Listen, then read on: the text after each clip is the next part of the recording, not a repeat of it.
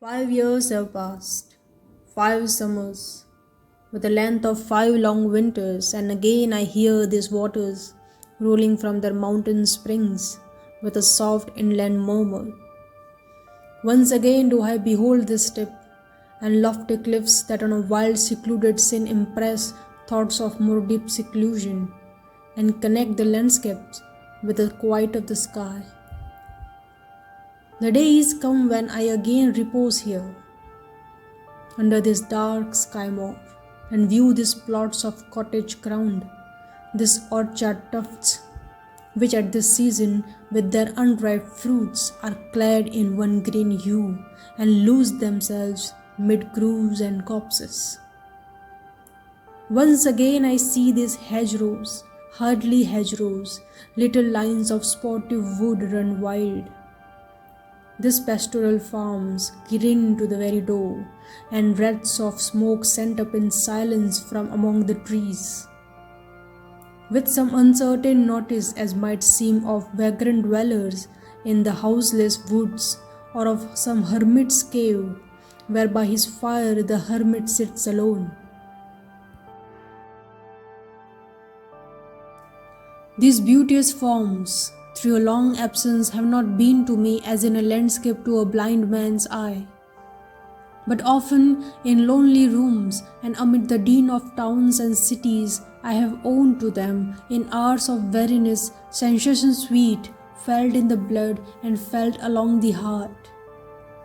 and passing even into my purer mind with tranquil restoration. Feelings too of unremembered pleasure, such perhaps as have no slight or trivial influence on the best portion of good man's life. His little nameless unremembered acts of kindness and of love. Not less I trust to them I may have owned another gift of aspect more sublime, that blessed mood in which the burthen of the mystery, in which the heavy and the very weight of all this unintelligible world is lightened. That serene and blessed mood in which the affections gently lead us on until the breath of this corporeal frame and even the motion of our human blood almost suspended. We are laid asleep in body and become a living soul, while with an eye made quiet by the power of harmony and the deep power of joy we see into the life of things. If this be but a vain belief, yet oh, how often in darkness and amid the many shapes of joyless daylight,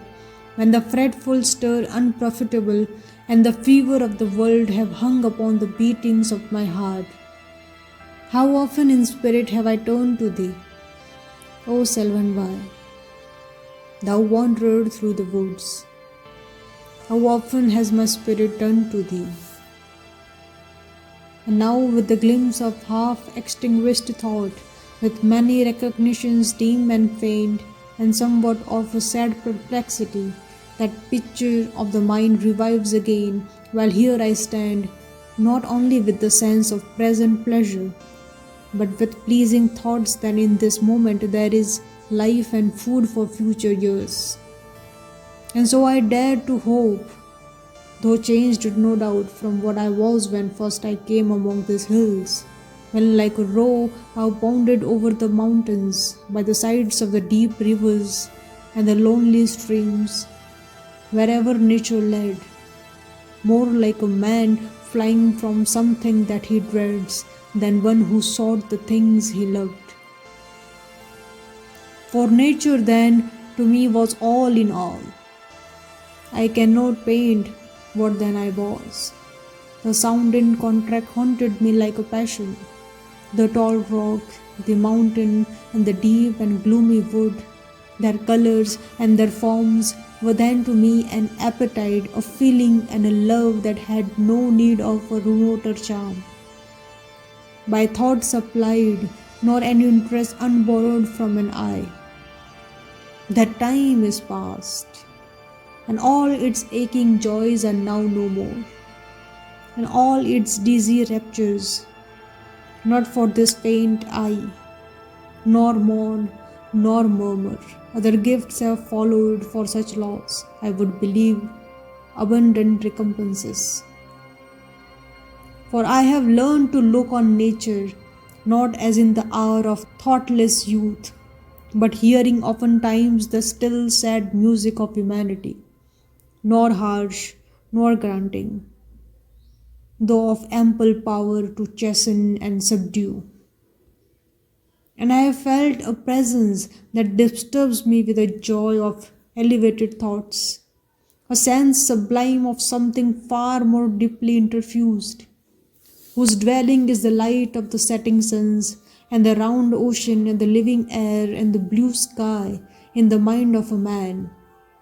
a motion and a spirit that impels all thinking things, all objects of all thought, and rolls through all things. Therefore,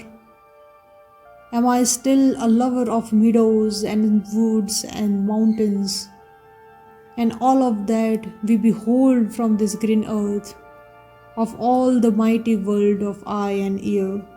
both what they half create and what they perceive, well pleased to recognize in nature and the language of the sense, the anchor of my purest thoughts,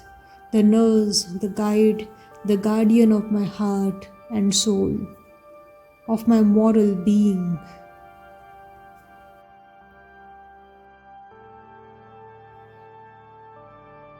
Nor perchance, if I were not thus taught, should I the more suffer my genial spirits to decay. For thou art with me here upon the banks of this fair river, thou my dearest friend, my dear friend, and in thy voice I catch the language of my former heart, and read my former pleasures in the shooting lights of thy wild eyes. Oh, yet a little while may I behold in thee what I was once, my dear sister. And this prayer I make, knowing that nature never did betray the heart that loved her. It is a privilege through all the years of this our life to lead from joy to joy, for she can so inform the mind that is within us, so impress with quietness and beauty, and so feed with lofty thoughts that neither evil tongues, rash judgments, nor the sneers of selfish men, nor greetings where no kind is, nor all the dreary intercourse of daily life shall ever prevail against us, or disturb our cheerful faith. All which we behold is full of blessings. Therefore let the moon shine on thee in thy solitary walk, and let the misty mountains' winds be free to blow against thee. And in after years, when these wild ecstasies shall be matured into a sober pleasure, when thy mind shall be a mansion for all lovely forms, thy memory be as a dwelling place for all sweet sounds and harmonies, oh then, if solitude or fear or pain or grief should be thy portion, with what healing thoughts of tender joy wilt thou remember me, and these my exhortations. Nor perchance if I should be where I no more can hear thy voice, nor catch from thy wild eyes these gleams of past existence, wilt thou then forget that on the banks of this delightful stream we stood together, and that I, so long a worshipper of nature, hither came unwearied in that service, rather say with warmer love, oh with far deeper zeal of holier love. Nor wilt thou then forget that after many wanderings, many years of absence, these steppes, woods, and lofty cliffs, and this green pastoral landscape were to me more dear both for themselves and for thy sake.